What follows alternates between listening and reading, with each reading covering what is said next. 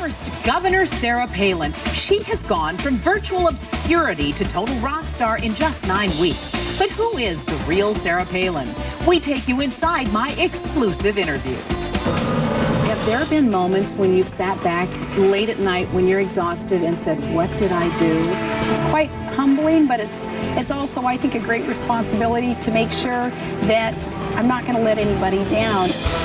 I traveled to Florida, one of the key battleground states, to meet the most talked about woman in the country. The location, Silver Spurs Arena in Kissimmee, right outside of Orlando. The venue is usually the site of indoor rodeo. That day, thousands gathered for a campaign rally. Right after she left the stage, she got out of her campaign garb, and Sarah joined me, accompanied by her husband Todd, Secret Service agents, and the aides who comprise Team Palin. You have just a few days left before the election. Looking back to 8 weeks ago, when your name was announced as John McCain's running mate, did you have any idea how your world would be turned upside down? I had no idea at some of the oddities thrown our way via some mainstream media. I had not expected that our kids would be a target and that there would be kind of a double standard with some suggestions of some sexism even and the scrutiny that I think as a female candidate had been under. So that was unexpected, but again, at the same time, we plow through that, and that is all okay.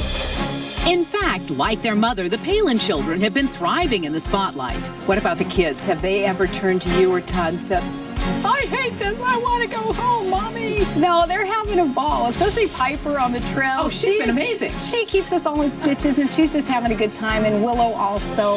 With 5 days of campaigning left, Sarah and Todd made a stop in Chillicothe, Ohio, talking with potential voters while visiting a local pumpkin patch. What do you make? Every Sunday afternoon, chocolate chip cookies.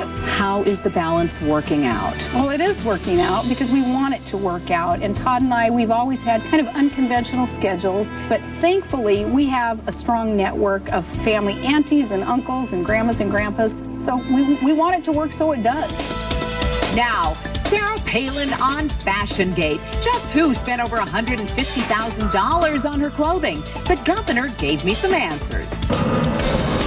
Does it drive you crazy that then the last 10 days, so much talk has been about wardrobe? I think it's absolutely ridiculous, and kind of this double standard there that's going on. I don't hear the guys being talked about with their wardrobe. Do you think that people are perceiving that the clothes are too expensive and it's negative? I think it would be an important indicator of where my values were if those were my clothes, but they're not my clothes. They're not my property.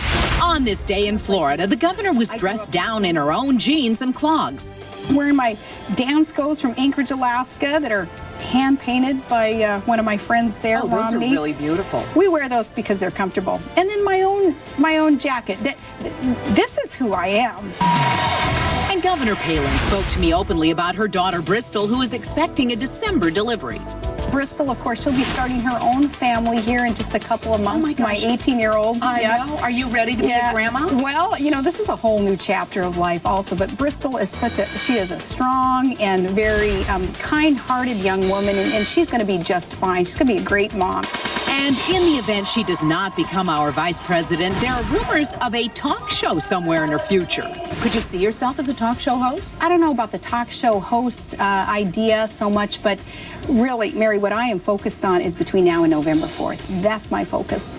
Governor, you don't want my job in television by any chance. You're good. Well, we're going to see what the future holds very soon. But tomorrow, the candid conversation about her marriage. Does she have any time for the first dude? Find out right here.